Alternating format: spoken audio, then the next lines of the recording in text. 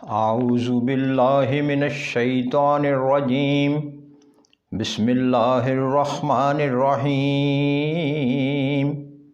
ناظرین، آپ دیکھ رہے ہیں چراغ رحمت HD اسلامک۔ پیش خدمت ہے پروگرام جب آنکھ کھلے۔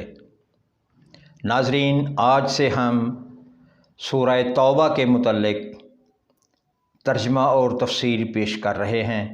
امید ہے آپ اس کو پسند فرمائیں گے، اور آپ سب لوگوں سے گزارش ہے کہ دین کی تبلیغ کے لیے، دین کی ترویج کے لیے، دین کی بڑھوتری کے لیے ان پروگرامز کو لائک کریں، شیئر کریں، سبسکرائب کریں۔ لائک کرنا، شیئر کرنا، سبسکرائب کرنا یہ آپ کا تبلیغ دین میں ایک حصہ ہے، اور اپنا حصہ ڈالنے میں کبھی کوتاہی نہ کریں، کبھی جھجک محسوس نہ کریں۔ سورہ توبہ کی آیت نمبر 1: براۃ من اللہ ورسولہ الا الذین عاہدتم من المشرکین۔ اللہ اور اس کا رسول، یعنی اللہ اور اس کے رسول کی جانب سے ان مشرکوں کی طرف بری الذمہ ہونے کا اعلان ہے، جس سے تم نے معاہدہ کیا تھا۔ یہ اللہ اور اللہ کے رسول کی طرف سے مشرکین کے ساتھ جو معاہدہ جات کیے گئے تھے ان سے بریت کا اعلان ہے، اور حکم ہو گیا اللہ کا اور اللہ کے رسول سب باتوں سے بری الذمہ ہے۔ یہ پوری کی پوری صورت مدنی ہے، جو فتح مکہ کے بعد 9 ہجری میں نازل ہوئی۔ 7 لمبی صورتوں میں سے ایک ہے، جن کے متعلق رسول اللہ صلی اللہ علیہ وآلہ وسلم نے فرمایا، جس نے قرآن مجید کی پہلی 7 صورتیں حاصل کر لیں وہ بہت بڑا عالم دین بن گیا۔ اس کے کئی نام ہیں، جن میں توبہ، برات۔ اس اعتبار سے اس میں ایک مقام پر بعض اہل ایمان کی توبہ قبول ہوئی، اس لیے اس کو سورہ توبہ کہا گیا ہے۔ برات اس لحاظ سے کہ شروع مشرکین سے برات کا اعلان کیا گیا، یعنی منافقوں کو رسوا کرنے والی صورت بھی کہتے ہیں۔ اس صورت کے شروع میں بسم اللہ نہیں لکھی جاتی۔ مفسرین نے اس کی متعدد وجوہ بیان کی ہیں، مثلا یہ کہ اس میں مشرکین سے قطع تعلقی اور مسلمان نہ ہونے کی صورت میں ان پر قتل کا حکم ہے۔ اہل کتاب کے مسلمان نہ ہونے یا جزیہ نہ دینے کی صورت میں ان سے مسلسل لڑتے رہنے کا حکم ہے، یعنی اہل کتاب عیسائی یہ اگر جزیہ نہیں دیتے تو ان سے مسلسل لڑنے کا حکم ہے۔ مگر سب سے معقول اور سیدھی سادی بات یہ ہے کہ چونکہ نبی کریم صلی اللہ علیہ وآلہ وسلم نے اس کے شروع میں بسم اللہ نہیں لکھوائی، اس لیے صحابہ کرام نے بھی نہیں لکھی۔ براۃ من اللہ ورسولہ، اللہ تعالیٰ نے اس آیت میں ان تمام معاہدوں کی تنسیخ کا حکم دے دیا، تنسیخ کا اعلان فرمایا جو مسلمانوں نے مشرکوں سے کیے تھے۔ منسوخ کرنے کی وجہ یہ تھی کہ مشرکین ان عہد ناموں کو بار بار توڑتے تھے اور ان کی شرائط کو پورا نہیں کرتے تھے، خصوصاً جب آپ صلی اللہ علیہ وآلہ وسلم فتح مکہ کے بعد تبوک گئے تو کفار نے سمجھا کہ مسلمان رومیوں کی طاقت کے مقابلے میں فنا ہو جائیں گے، اس لیے انہوں نے رسول اللہ صلی اللہ علیہ وسلم اور مسلمانوں سے کیے ہوئے کسی عہد کا لحاظ نہ رکھا، باہمی رشتہ داری کا بھی، یعنی نہ تو اپنی باہمی رشتہ داری کا لحاظ رکھا اور نہ ہی کسی معاہدے کا لحاظ رکھا۔ سورہ توبہ کی آیت نمبر 10 ہے: جو لوگ کسی مومن کے بارے میں نہ کسی قرابت کا لحاظ کرتے ہیں اور نہ کسی عہد کا، کیا تم ان لوگوں سے نہ لڑو گے جنہوں نے اپنی قسمیں توڑ دیں؟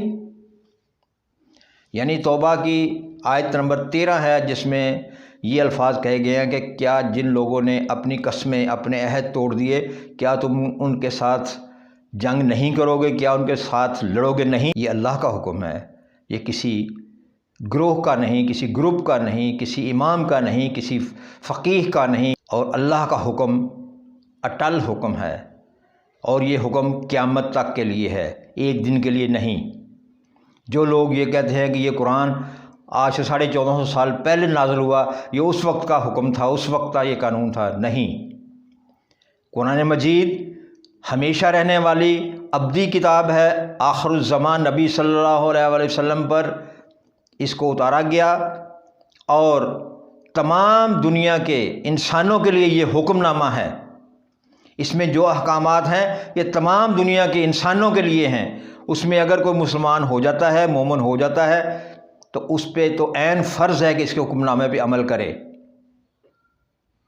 اور جو اس پہ ایمان نہیں لاتا، ایمان لانے والے پہ حکم ہے کہ اس کے ساتھ وہ قتال کرے۔ اگر وہ پیار سے نہیں مانتا، تبلیغ کرنے سے نہیں مانتا، سمجھانے سے نہیں مانتا، تو اس کے ساتھ قتال کرنے کا حکم ہے۔ یہ مسلمانوں کا فریضہ ہے، یہی جہاد ہے جو تمام مشرکین مکہ اور آج کے تمام مشرکین اور آج کے تمام کفار یہود و نصارہ سب کے لیے ایک موت کا پیغام ہے، ننگی تلوار ہے۔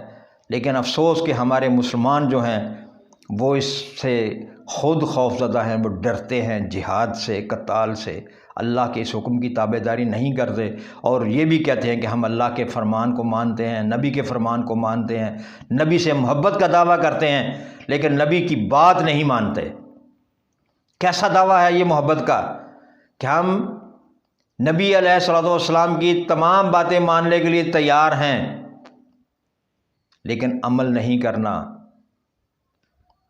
اللہ ہم پہ رحم کر۔ مگر اللہ کا خاص کرم دیکھو کہ ان مشرکین کو اچانک حملہ کر کے برباد نہیں کیا گیا، یعنی یہ بھی ایمان والوں کی، مسلمانوں کی یہ شان ہے کہ یہ چھپ کر وار نہیں کرتے، اعلانیہ جنگ کرتے ہیں۔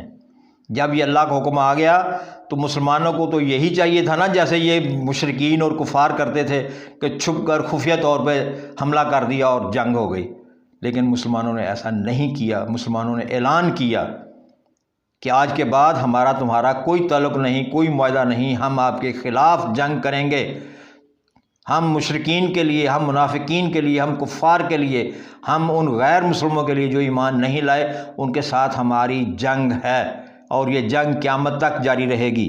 9 ہجری میں حضرت ابوبکر صدیق رضی اللہ تعالیٰ عنہ کے زیر امارت حج کے 10 دن ذی الحجہ یوم نحر کو میدان منا میں دنیا بھر سے آئے ہوئے لوگوں کی موجودگی میں اعلان ہوا۔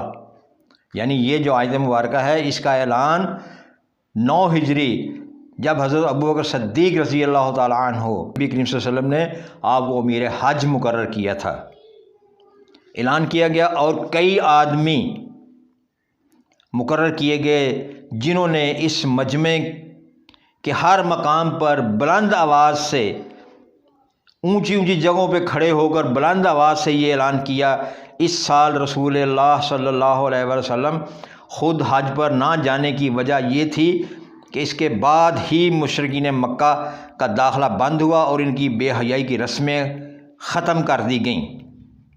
یعنی وہ تمام رسومات جو اس آیت مبارکہ کے نازل ہونے سے پہلے تھیں، یعنی کہ کفار مکہ ننگے بھی حرم میں آتے تھے، اور کفار مکہ کو آنے کی، مشرکین کو آنے کی اجازت تھی، لیکن ان کے آنے کے، اس آیت کے نازل ہونے کے بعد ان کا داخلہ بند ہو گیا، اور تا قیامت کفار کا داخلہ حرم میں منع ہے بحکم الہی۔ وما علینا الا البلاغ المبین۔ دیکھتے رہیں چراغ رحمت HD اسلامک۔ آئندہ پروگرام تک اجازت، اللہ نگہبان۔